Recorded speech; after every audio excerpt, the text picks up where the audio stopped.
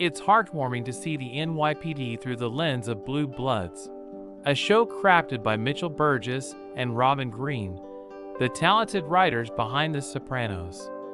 Let's take a moment to honor and cherish the memories of 8 cherished actors from the show who are no longer with us. Remember to subscribe and show your support by hitting the like button. The 2020 episode Vested Interest critiques the controversial New York state law passed in 2019, which allows individuals charged with a crime to revisit the scene, including private residences, to build their defense. Blue Blood sides with the victim, presenting a compelling case. The victim, portrayed by the beloved Ed Asner, is an elderly disabled man who was robbed and beaten in his home, and he also happens to be Frank's childhood mentor, who rescued him from juvenile delinquency. Asner's character is his typical cantankerous self, providing a memorable showcase for Selleck, as Frank struggles with seeing his childhood hero in his twilight years. Born in Missouri, Asner served in the Army before pursuing acting in Chicago and later New York during the 1950s. His big break came in 1971 when he was cast as the combative TV news manager Lou Grant on The Mary Tyler Moore Show. This seminal sitcom ran until 1977, after which Asner led the dramatic spin-off Lou Grant for 5 seasons. He remains the only actor to win an Emmy in both comedy and drama categories for the same role. In the 2000s, he gained a new generation of fans with roles in Elf and Up, continuing to work until his death in August 2021. Several of his final projects, including voice work in Diary of a Wimpy Kid, Roderick Rules, and the Disney Plus short Carl's Date, were released posthumously. Season 2 kicks off dramatically with a touch of music. A wealthy supporter of the incoming mayor, played by Bob Gaynor, is shot dead while visiting his mistress. The mayor, portrayed by David Ramsey, pressures Frank to quickly solve the case and keep its scandalous details out of the public eye. This scenario represents a typical blend of personal, professional, and political dilemmas for Blue Bloods. Frank grapples with this ethical challenge while attending a black tie gala featuring Carrie Underwood and Tony Bennett, who performed the Gershwin classic It Had to Be You, also included in Bennett's The New Duets album, as they announce. Bennett shares some stage banter with Frank during the event. Tony Bennett had a legendary career as a recording artist, from his chart-topping days as a post-Sinatra crooner to his remarkable resurgence in the 1990s and beyond. He was also a television fixture from the Golden Age, hosting a short-lived variety show in 1956. Years later, he impressed Gen X audiences on MTV Unplugged and Late Night with Conan O'Brien, where he had a regular Christmas spot for years. As an actor, he played character roles on The Danny Thomas Show and 77 Sunset Strip, but he often appeared as himself on shows like Remington Steele, Suddenly Susan, and 30 Rock, as well as in films like The Scout and Analyze This. Bennett passed away in July 2023, just 2 weeks shy of his 97th birthday. In Season 10's Careful What You Wish For, Jamie and a pair of EMTs are ambushed and fired upon while on the job. One EMT dies, and the other is injured. When Danny and his partner Marissa Ramirez, try to question the survivor at the hospital, they are confronted by her commanding officer, Captain Higgins, guest star Peter Scolari. The attack is part of a recent spree of ambulance robberies, and given the technical know-how required, Danny immediately suspects an inside job, with Higgins at the top of his suspect list. Scolari first gained fame as a sitcom actor in the 1980s, starring in the short-lived drag comedy Bosom Buddies alongside then-unknown Tom Hanks, and winning an Emmy for his role on the Bob Newhart-led Newhart. He took a break from being a series regular for much of the 1990s, appearing in guest roles on shows like Batman, the animated series, and The Drew Carey Show, before starring for 3 seasons in Honey, I Shrunk the Kids, the TV show. Scolari also reunited with Hanks for several projects, including From the Earth to the Moon, That Thing You Do, and a 2013 Broadway production of Nora Ephron's Lucky Guy. In the 21st century, he became a prolific theater star, taking over for Joel Grey in the original Broadway production of Wicked.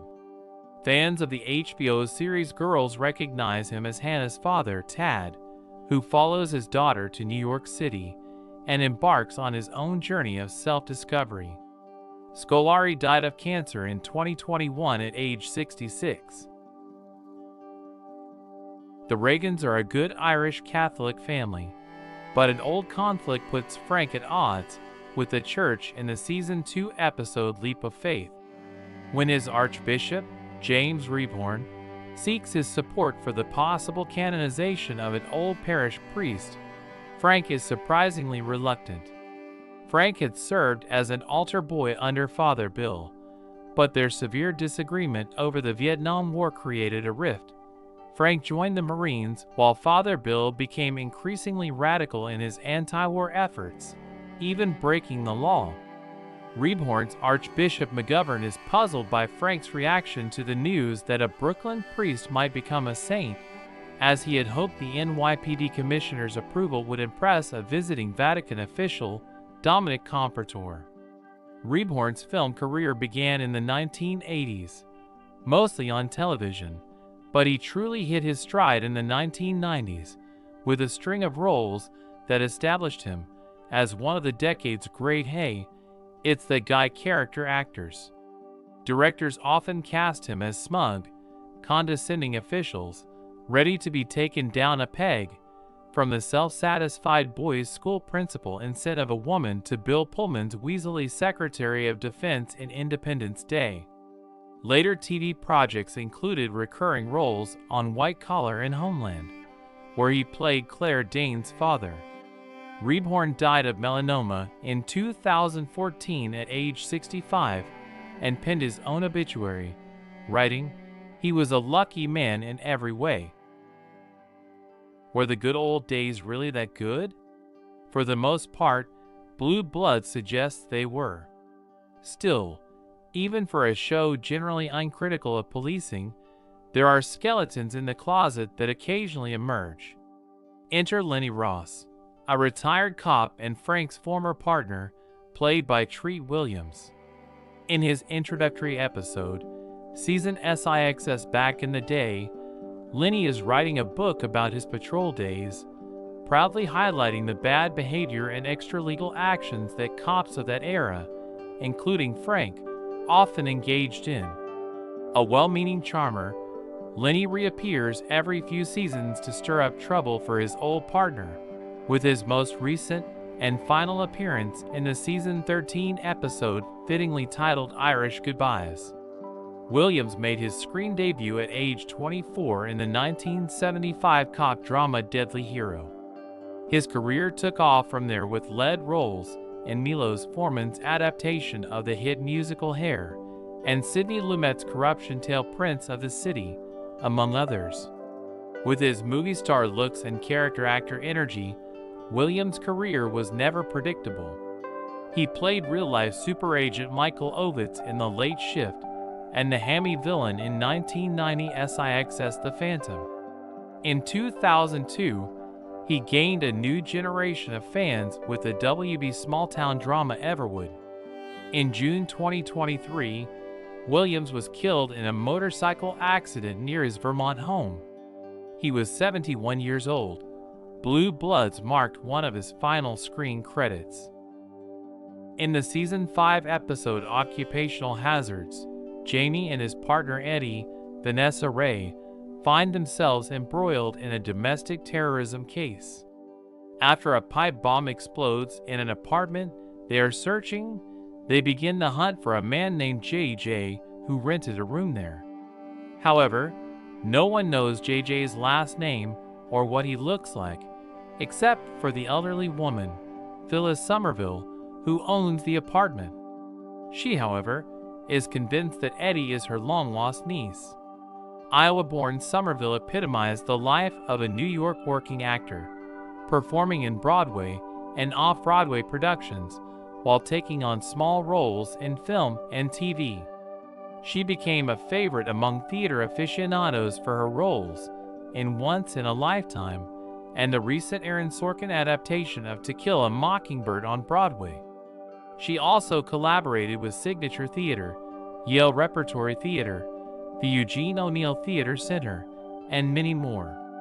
Somerville made her film debut in 1981 with a small role in Arthur opposite Dudley Moore, and later appeared in Little Children and the cheerleading comedy Palms. Most of her on-screen work, however, was in television. She had recurring roles on Showtime's The Big C and WGN's crime drama Outsiders, and guest starred on Chappelle's show Unbreakable Kimmy Schmidt and Castle Rock.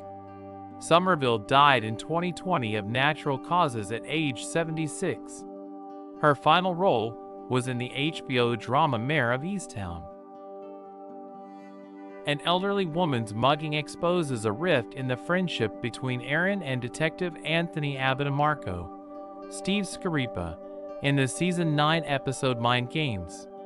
When Mrs. Costello, portrayed by character actress Lynn Cohen, complains to Anthony that her assailant was released on a misdemeanor charge despite wielding a gun, the devoted mama's boy reopens the case for her.